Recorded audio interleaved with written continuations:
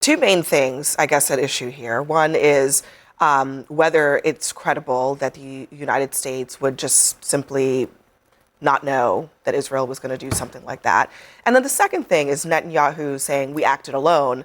Not sure anybody is disagreeing or disputing that part of it. I think the question is not whether they acted alone, but whether they did so without any knowledge from the United States. Yeah, I mean, look, there's a difference between the military's coordinating and President Trump personally approving a strike, right? I think that it's, to me, I don't know what happened.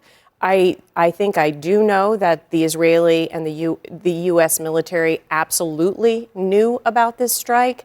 But I don't know whether it moved up the chain or not. Do you really think it's possible? Sorry to interrupt you, but no, I think that's extraordinary if that's true. It might be true. If there is military coordination on something as serious as a gas field attack, that would not make it up to the president? I mean, I don't know. Things happen. I don't know if you've ever been around in the Oval Office and how busy the president is and the prime minister's coming in. I don't know. Things happen.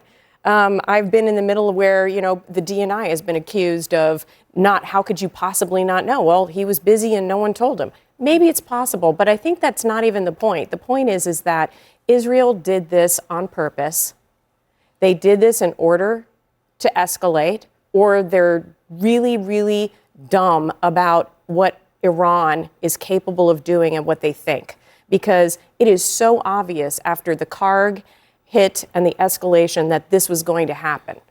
I think it actually is very important whether or not the United States was given a heads up on a huge escalation by the Israelis that's attacking Iranian oil infrastructure, which resulted in retaliatory attacks on Gulf infrastructure, which is tanking the world economy and affecting the pocketbooks of every American citizen. So, yeah, I would like to know. And it's pretty clear that the White House put out opposite signals. Earlier, they said they were putting out to reporters that they were briefed, and it was part of a means to pressure the Iranians to open the Strait of Hormuz. Guess what? That didn't work. The Iranians escalated. And then later, Trump said that he didn't know. And then the Israelis leaked that he did know. So, yeah, I think it's worth figuring it out. But it just goes to show you, as President Trump has said, as Tulsi Gabbard testified today, U.S. and Israel are on different pages. They're operating from different objectives. They want different outcomes. They have different estimations of how long the war should last. They have different targets. And that's a problem. That's a huge problem. I think to piggyback a little bit on your point, it highlights one of the greater problems people have. Because even if Democrats,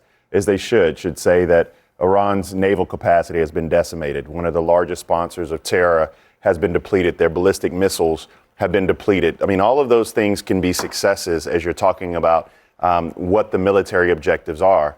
What we still don't know is what the cost is, what the human cost is going to be. We don't know what the cost to everyday Americans is going to be. We don't know if we're going to have to put boots on the ground. And all of us around the table, if we're intellectually honest, we know that if one of our objectives is to go in and make sure that they don't have the ability to have a nuclear program, we're going to have to put boots on the ground to achieve that. So I think that what we want and what most people want and what most average everyday Americans want is, while it's taking us more dollars at the tank to fill up our gas tanks every single day just to do our nominal task, we want to have clarity. We want transparency, and we want honesty. Like, even if you were to say, which I said at the beginning of this statement, about the successes of some of the military objectives, true. The question is, what is the off-ramp? We thought at the beginning of this, we'd be out of this by now. And what is the cost? And no one's been able to articulate that at all. So one of the parts of this that kind of merges what you're both saying on this either side of the table.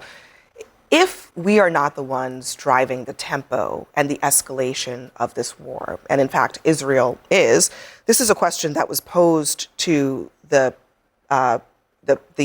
Secretary of Defense today. Why are we helping Israel prosecute this war if they're going to pursue their own objectives? What is the answer to the question? Are we controlling the tempo, or is Israel controlling the tempo?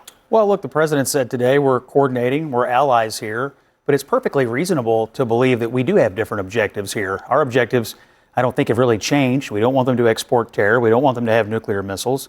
We've taken out the Navy, and these are our objectives. Israel has to live with this in the neighborhood, and Israel, of course, for them, this is the finishing off of what was done to them on on October the 7th, which will never happen again. So So what's the it's answer to- reasonable. so what It's is the reasonable for us answer to have the different question? objectives. Is the answer to the question that Israel does what it wants and we just have to live with it? Because that's the question the world is asking themselves. If Israel decides to continue moving up the escalation ladder, attacking energy, retaliatory attacks, Well, that's not just Israel's problem anymore. That's the whole world's problem suddenly. Well, look, it sounded to me today like President Trump was not happy about this strike, and it sounded like Prime Minister Netanyahu got the message. So, look, my anticipation is that we're heavily influential to them. We don't run them, and they don't run us. We're allies, but they don't control us. Yeah, and I don't know that we necessarily control We're them. the senior partner. They're the junior partner.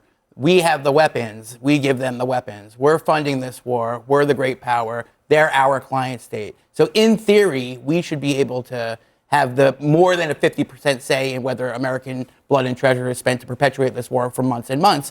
And it's pretty clear from what President Trump said today that the war he wants to get out very soon. He keeps saying it. It's in his clear he wants to get out very soon. And it's pretty clear from what Netanyahu said today that he doesn't want to get out very soon. Well, so both of those people can't win. One of them is going to be right and one of them is going to be wrong. So who's going to win that disagreement? Is it going to be Trump and we're going to end the war soon? Or is it going to be Bibi and the war is going to go on for a very long time?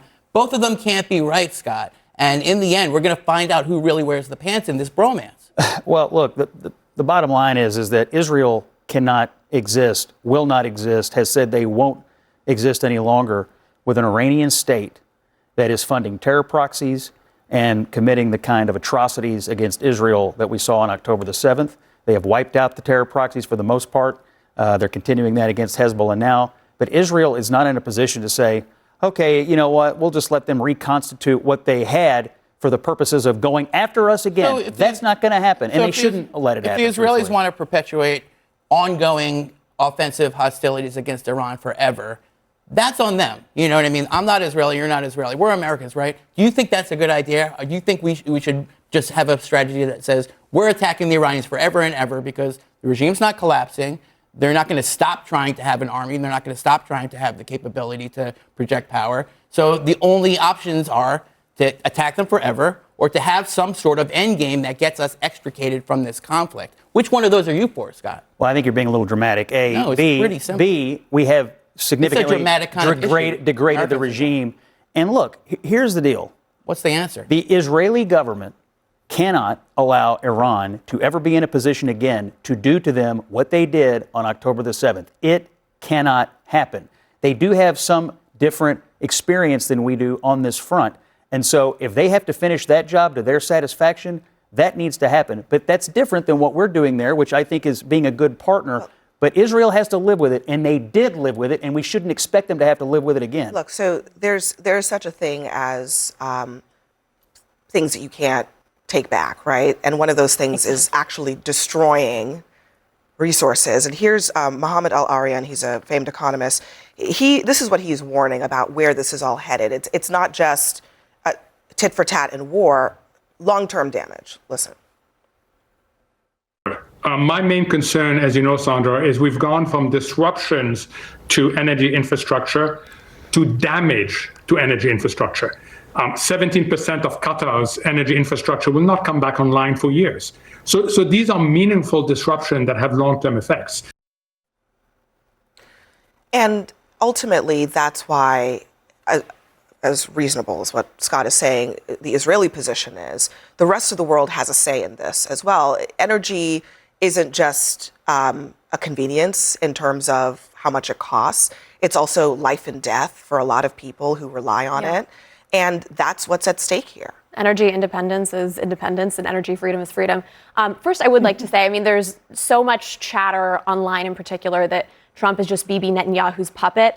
Clearly, he's very comfortable saying exactly what he thinks and exactly what he wants to see. And I would say Netanyahu's been fairly deferential if you just watch after interviews. The fact. I think that's if the you problem. Watch but I think he's setting the tone moving forward. But I think Trump certainly has a much more global picture in mind. He's cultivated deep relationships, certainly in the Gulf region. I think he has a very good pulse and is recognizing, of course, that oil base that was destroyed there in Qatar. It's a significant degradation of their energy capacity. So I think he's well aware of that. I mean, it's interesting to note the Gulf countries have committed to invest a lot in the U.S. That has not changed. and they still seem to be quite aligned with the Trump administration. So I think he's looking out for America's interests, and I think that's absolutely what he should be doing. I mean, I think it's that last point that you just made. That's a whole new other question mark is what is the future of Middle East investment and where are they going from here? Because their economy has basically been shut down for the last 3 weeks, and how much longer can they take that and still invest the kinds of things that they've promised all across the globe?